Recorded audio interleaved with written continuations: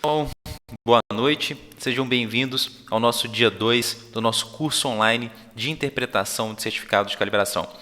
Esse é o nosso dia 2. Se você ainda não assistiu a nossa aula do dia 1, eu encorajo fortemente que você assista ela primeiro, até porque na nossa aula número 1 foi quando a gente preparou o terreno para o que está por vir por hoje, né? Então é muito importante até para você entender um pouco mais sobre os pontos, né? Hoje a gente vai destrinchar um certificado sobre cada parte dele, conversar um pouco, né, dissertar um pouco sobre cada um dos pontos.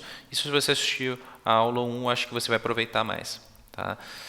Bom, vamos entrar dentro de um caso real, né, que é de um equipamento de suporte à vida, um ventilador pulmonar. O ventilador pulmonar ele vai ser importante, né, durante o tratamento de um paciente que ele não está conseguindo respirar por conta própria, ele vai usar esse equipamento.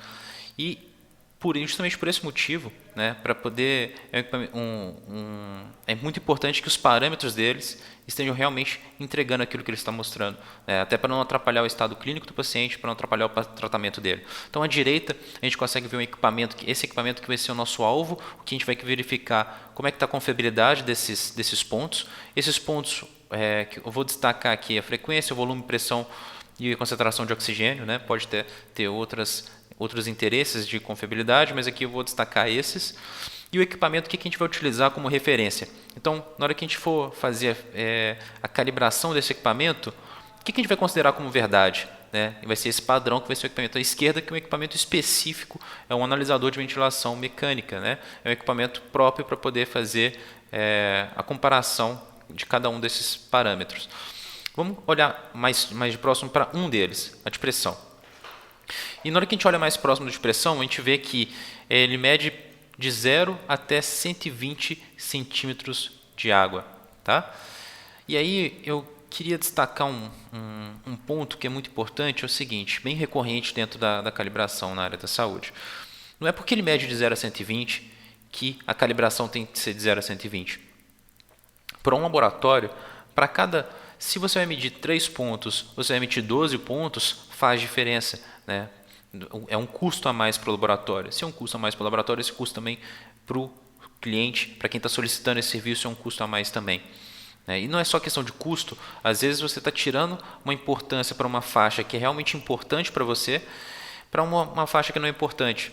Então, às vezes, é muito mais importante você ter mais detalhes, né, mais conhecimento entre valores que são de maior recorrência do que valores que você nunca vai chegar lá. Imagina que você tem uma balança na sua casa, está na sua cozinha, no seu banheiro. Você usa ela para poder medir seu peso. Você é um atleta de elite, você tem que medir todo dia seu peso e essa variação te diz muita coisa sobre como é que está a sua dieta, como é que está seu treino. Bom, então você vai querer calibrar ela, porque isso infere dentro do que são os seus planejamentos. Agora, se sua balança, vamos falar que você pesa 80 quilos, tá? Sua balança mede até meia tonelada.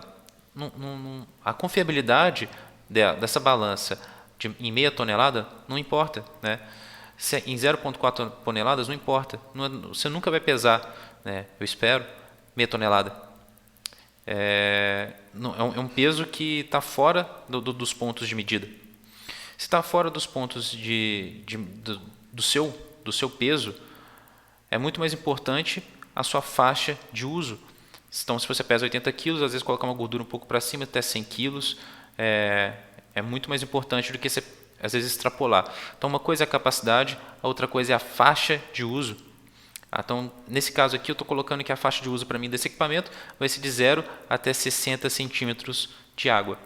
Esses outros pontos não vão ser pontos, nesse exemplo, né, na onde esse equipamento está sendo utilizado, não vão ser pontos de interesse para mim.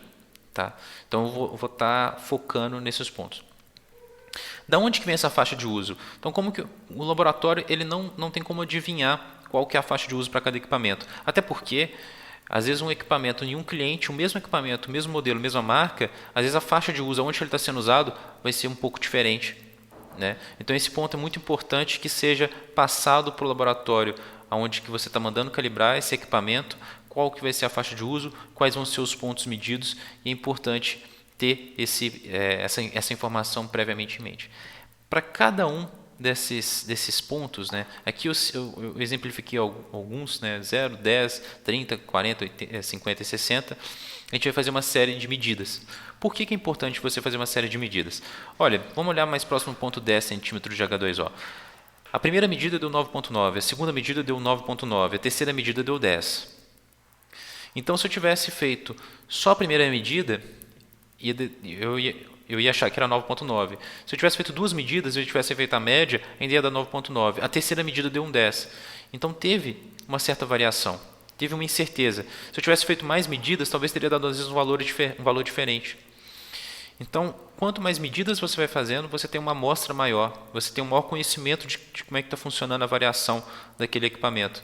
Você tem uma ideia muito melhor de como está a sua incerteza atrelada àquelas medidas. Por isso é importante você fazer mais medidas. Eu já vi alguns casos fazendo uma medida e falando que é uma calibração. Então, às vezes, uma medida você teria 9,9 e você não sabe se a próxima medida ia dar 18, você não sabe se a próxima medida ia dar 9,8. Então, uma amostra é muito difícil você estimar uma incerteza, você não tem como ter um desvio padrão. Então, é muito importante você ter mais medidas. Aqui a gente colocou 3 medidas.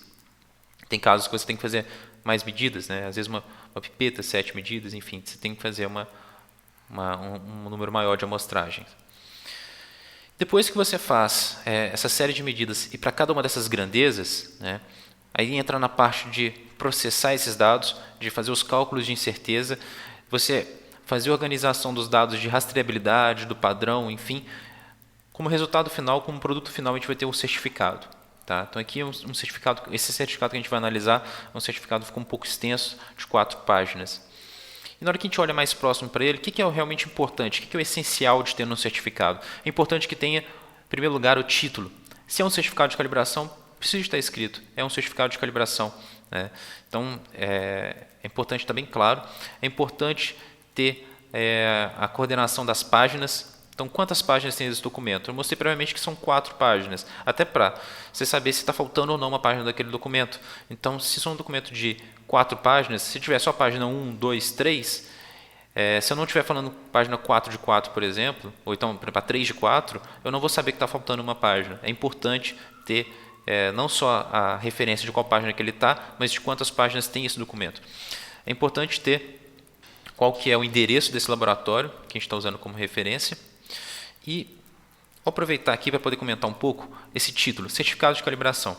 Eu vejo uma certa dúvida quando a gente fala em calibração, uma confusão, na verdade, de calibração com o termo aferição.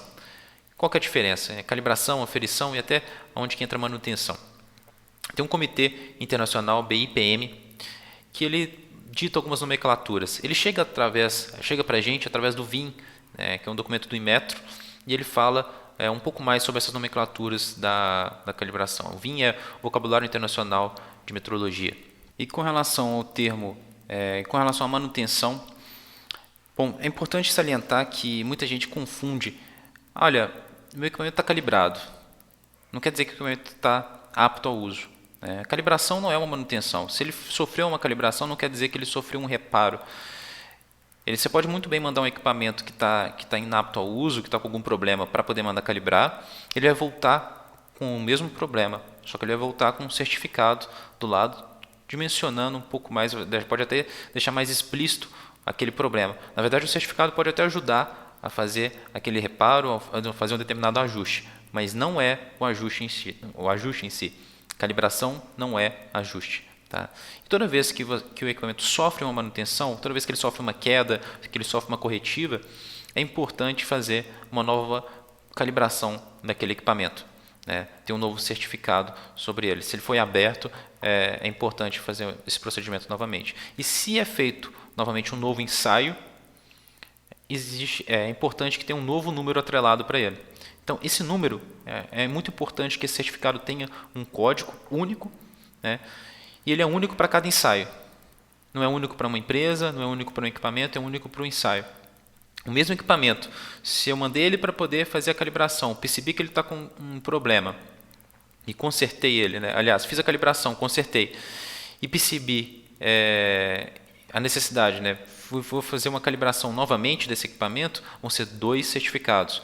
Um certificado para antes da manutenção e um certificado pós-manutenção. Vão ter 2 números para ele.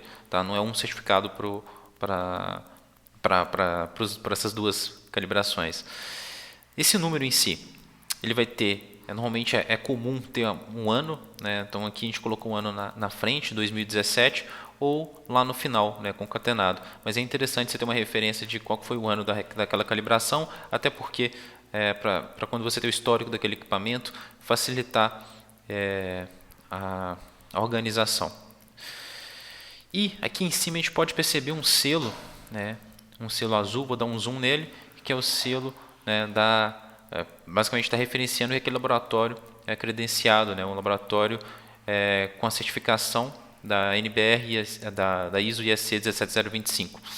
E essa certificação elas pode ser comprovada por um número que vai ter aqui, né, um código. Se você pegar esse código, entrar no site de Metro e digitar ele lá, você vai conseguir ver essa certificação desse laboratório lá. Né? Então você vai conseguir fazer esse acompanhamento.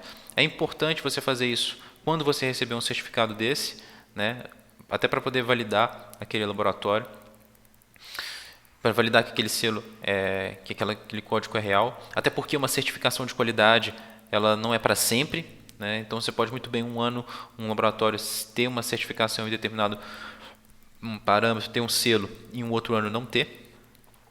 Mas aqui eu queria abrir um espaço para poder falar um outro ponto que às vezes até com nossos próprios clientes a gente não realiza a calibração, mas a gente até desenvolve algumas ferramentas para clientes que realizam essa calibração e é um ponto de bastante recorrência, que olha, eu vou calibrar meus equipamentos só aonde que é RBC.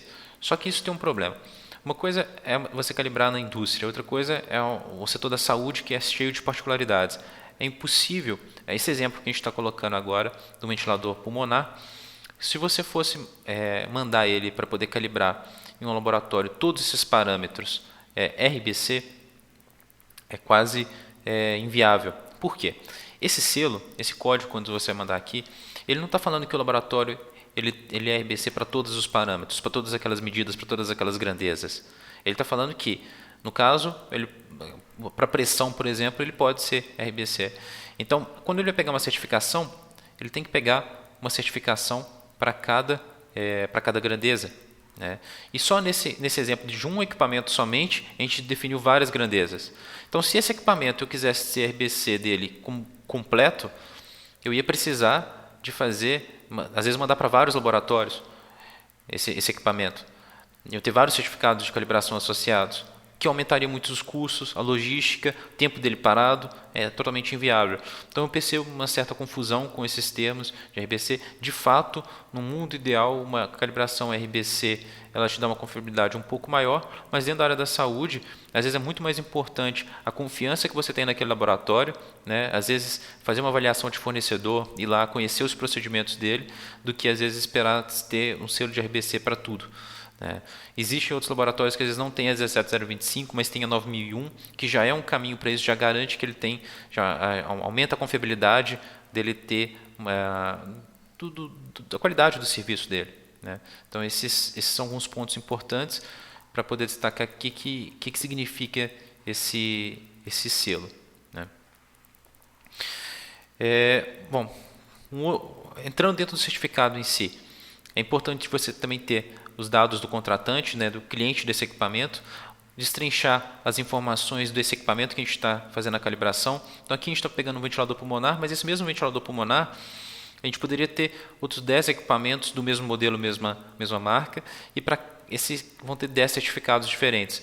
Esse certificado ele não serve para os 10 equipamentos. Para cada equipamento vai ter um certificado. E é importante que tenha um lastro de rastreabilidade, ou seja um número de série, um patrimônio, uma identificação que leva esse equipamento a um certificado, que linke os dois. Né?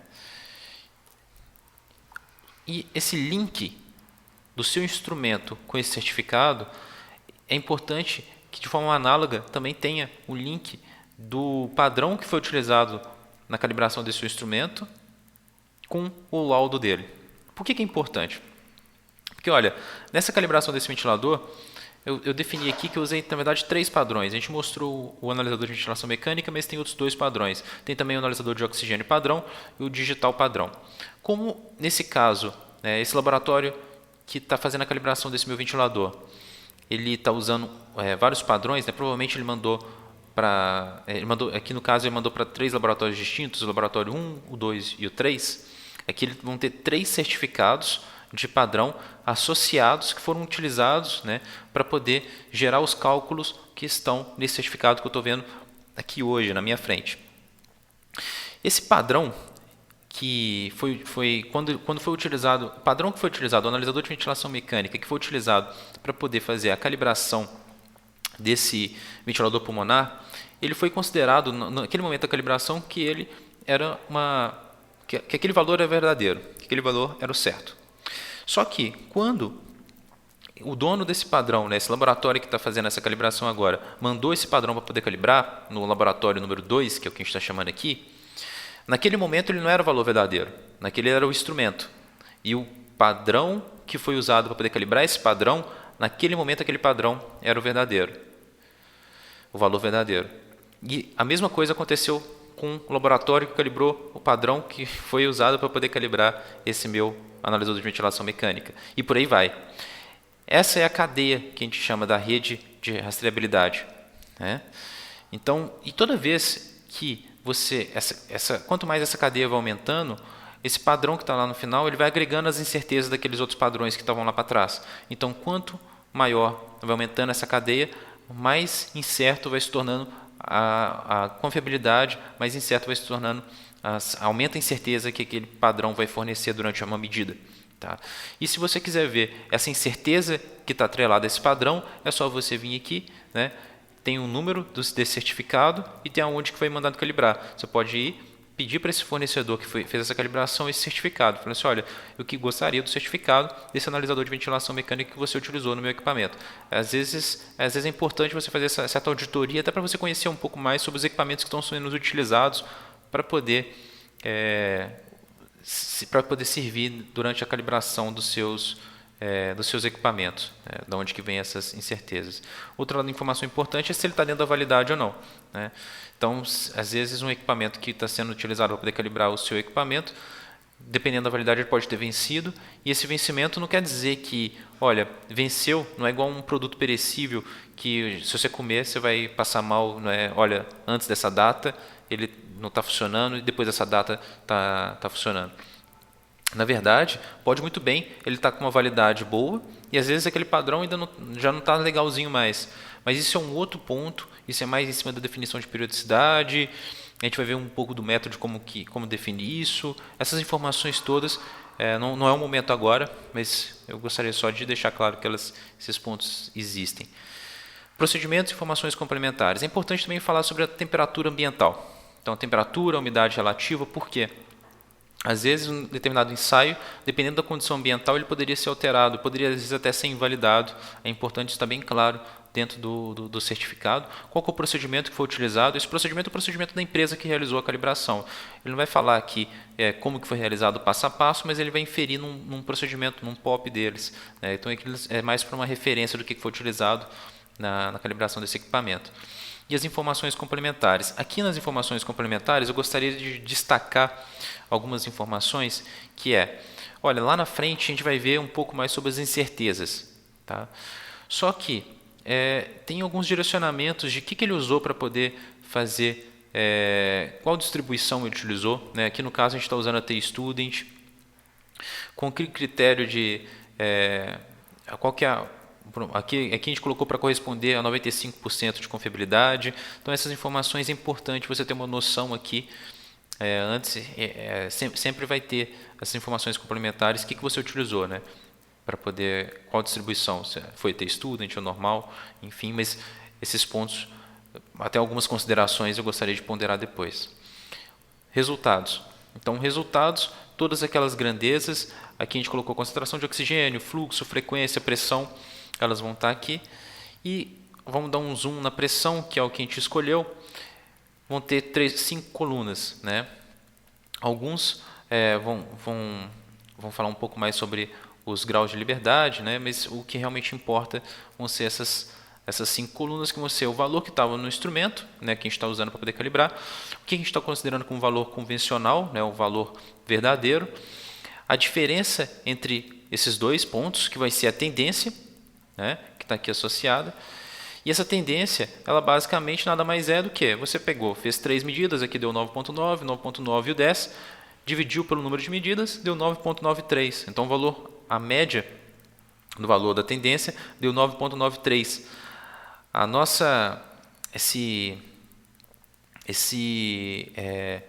Esse erro, né, deu 0,07, menos 0,7. Isso aí pode ser até usado, né, para um determinado ajuste, né? Esse é o erro sistemático, né? Bom, e do outro lado, né, tem a incerteza expandida. A incerteza expandida, você tem a tendência que foi em cima dessa série de medidas que a gente fez, né, que vai montar mais vai fazer com que a gente enxergue melhor a distribuição, né, esse modelo. E incerteza expandida são todos aqueles pontos que são mais difíceis, né, de você reflete a falta de conhecimento associada àquela grandeza que a gente está abordando. E a gente define a incerteza em dois tipos básicos. A gente define na tipo A e na tipo B. Então, a tipo A está associada à variabilidade das medidas coletadas, né, o desvio padrão associado.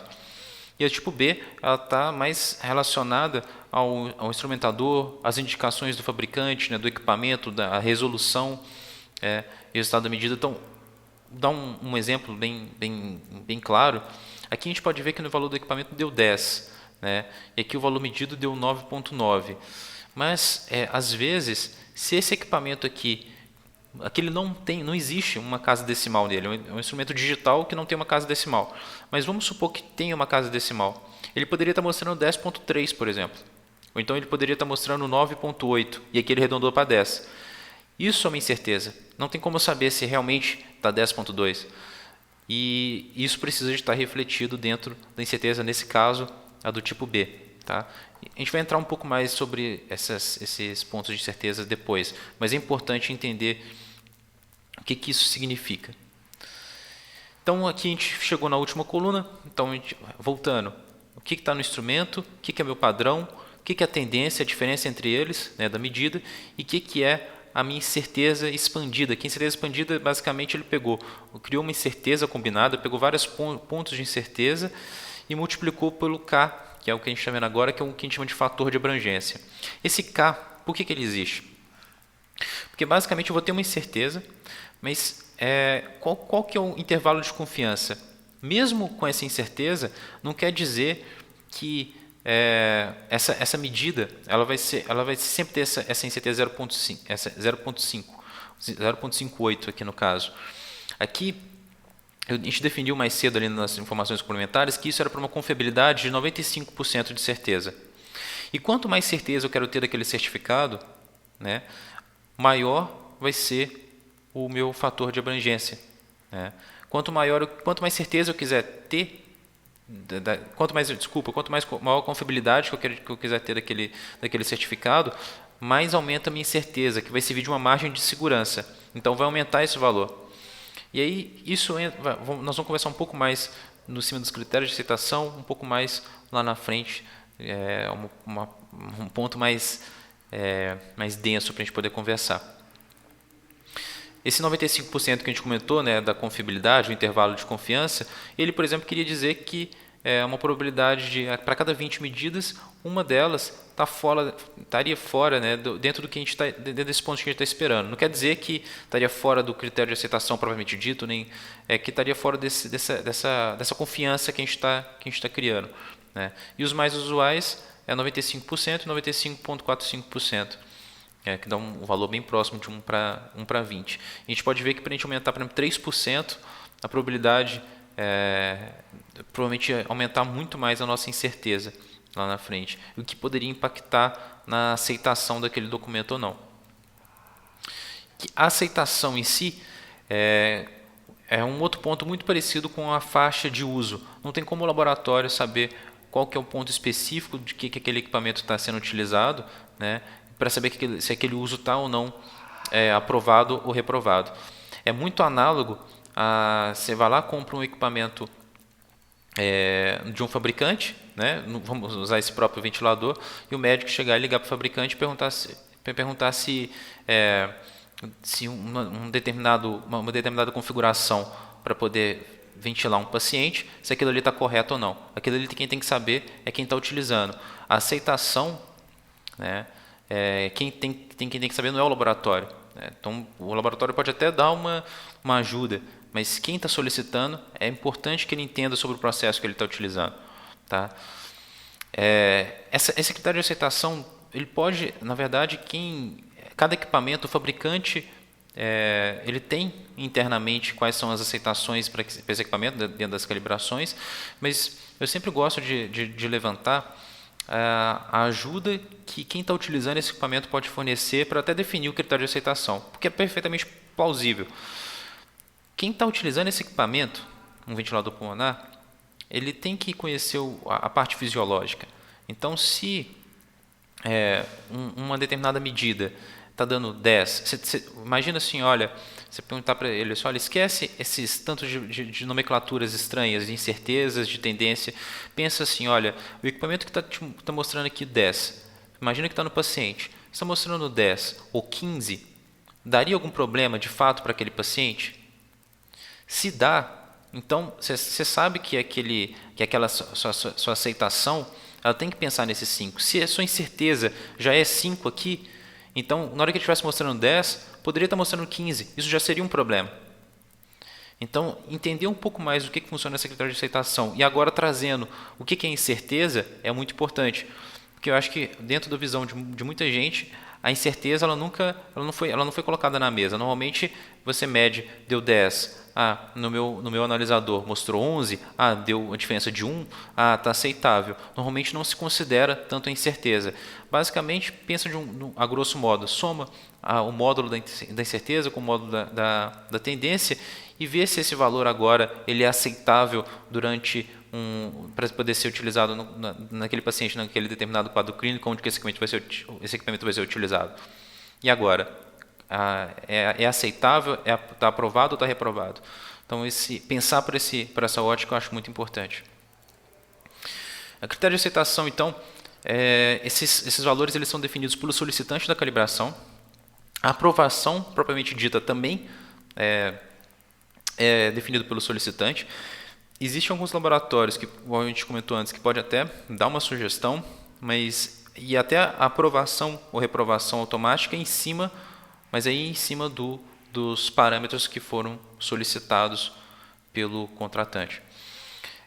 Geralmente essas recomendações, igual a gente comentou, elas são recomendadas pelo fabricante, então tem até algumas portarias da Anvisa, e o cálculo ele se dá, né? A gente pega o módulo da tendência, o módulo da incerteza, somos 2, e isso tem que ser menor do que o nosso critério de aceitação. Esse critério de aceitação, existe algumas formas de a gente abordar eles, então, ou é em cima de um valor, de uma medida, né? Então, a pressão a gente pode considerar, por exemplo, 4 milímetros de mercúrio, batimentos por minuto, vamos colocar aqui, por exemplo, 5 batimentos por minuto. Agora, existe também em cima de percentual da medida, né? Dependendo de onde que ele está na escala, essa medida vai aumentando, né? Em cima de um percentual. Então, potência 20%, energia 10%, volume 10%. Então, se a gente está medindo, por exemplo, 200 ml, vai ser aí, você tem uma tolerância de 20, né, o seu critério de aceitação no ponto 200, no ponto 50, 55 e por aí vai, né? Ele varia de acordo com a sua escala. E aí, essa importância de entender que o critério de aceitação ele está pensando também na incerteza, está num exemplo que a gente viu na aula 1. Eu lembro que a gente chegou e comentou sobre uma balança e a gente fez 5 medidas com um peso de 1 kg, né? E naquele ponto o critério de aceitação estava de 5 gramas. E a gente viu que cada vez que a gente colocou o peso, né, na balança, deu um valor que não era exatamente o valor indicado. Mas na hora que a gente fazia a média, né, dava um valor que a tendência dava 0. Se você estiver com dúvida, eu recomendo que às vezes volta na aula 1 e dá uma olhadinha nesse exemplo. Então a tendência dava 0, mesmo que as medidas tinham uma certa variação. Mas existe uma incerteza.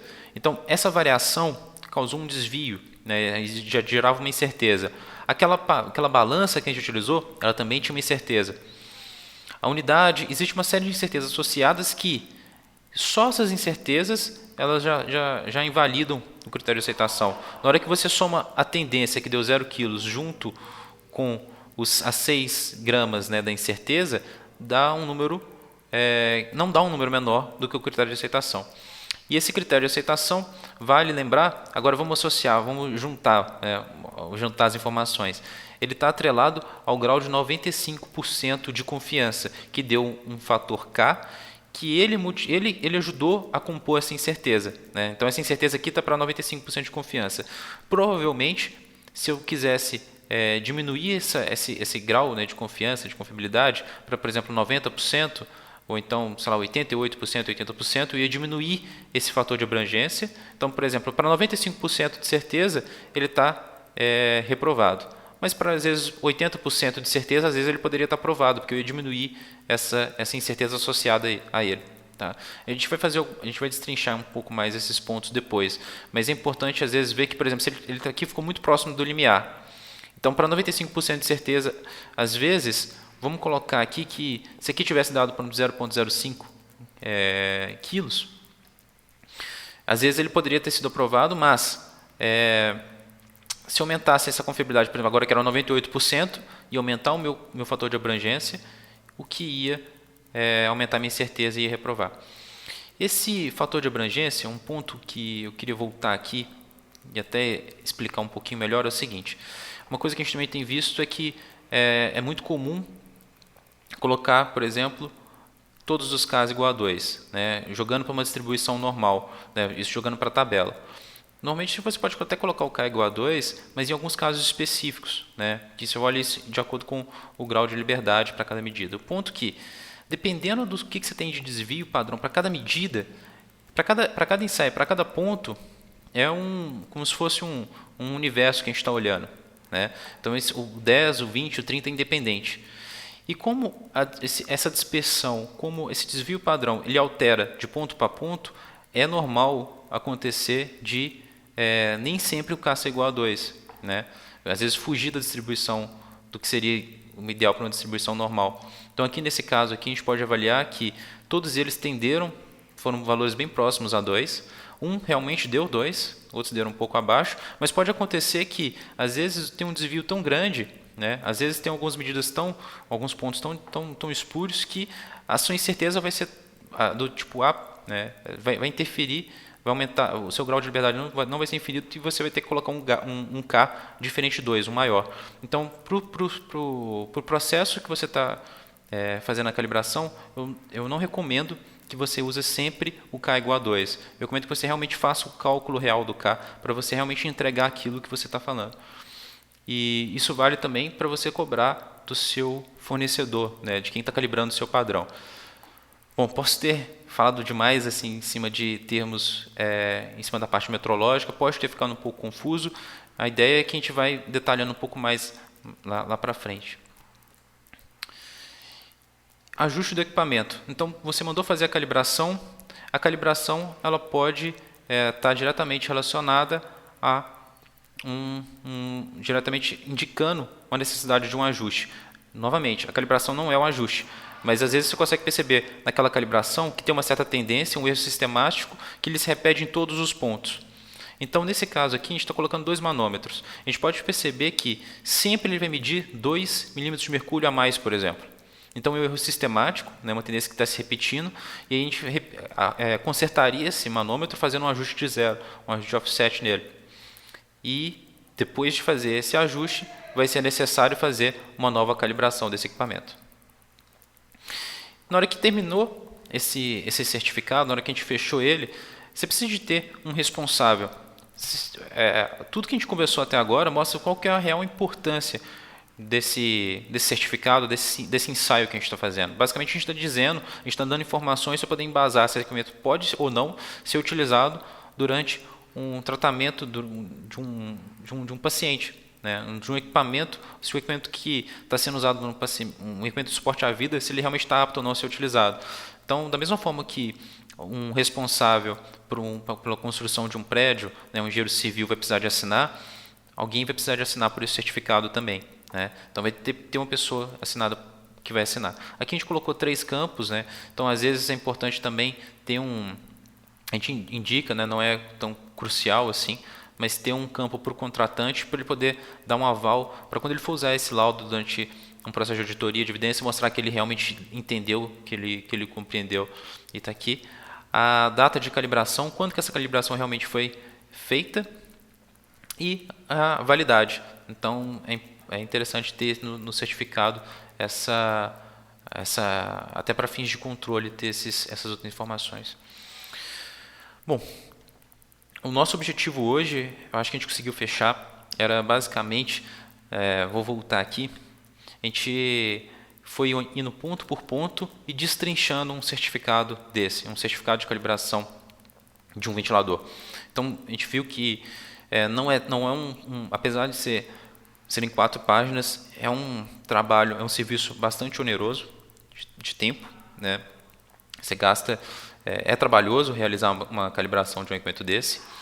E justamente por ser trabalhosa, existem às vezes alguns laboratórios que às vezes, ou por agir de má fé, ou por inúmeros outros pontos, que pode também acontecer uma falha operacional. E é importante que vocês não só entendam esse certificado que você está recebendo, né, para poder melhorar o seu processo, mas também para avaliação de um fornecedor, né, entender algum desses pontos, até para poder perceber se dificilmente, por exemplo, esse ventilador, a gente viu tanto de medida que está envolvido, um tanto de incerteza, dificilmente se você pegar 2 certificados, se os certificados estiverem totalmente iguais, todos os pontos, todos os medidos, todas as medidas, é muito improvável. Tudo que a gente está conversando aqui é em cima de probabilidade.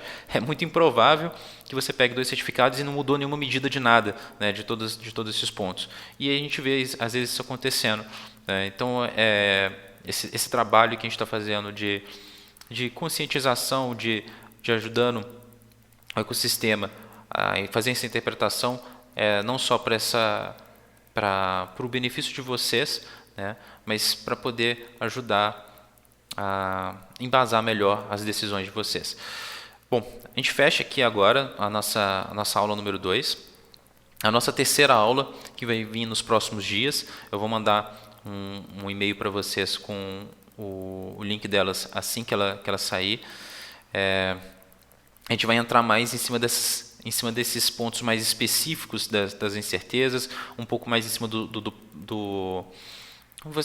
o nosso ponto é que vocês vão terminar esse curso, pelo menos, especialistas na interpretação do certificado de calibração. Acredito que até esse ponto agora, se vocês pegarem um certificado que vocês receberam, vocês já vão olhar com ele com outros olhos, mas o nosso ponto é que na hora que a gente terminar esse curso, vocês vão estar, com certeza, profissionais nisso. Pessoal, eu agradeço muito a presença de vocês, por terem assistido até a aula até o final. Um grande abraço e até a nossa última aula. Até mais. Tchau, tchau.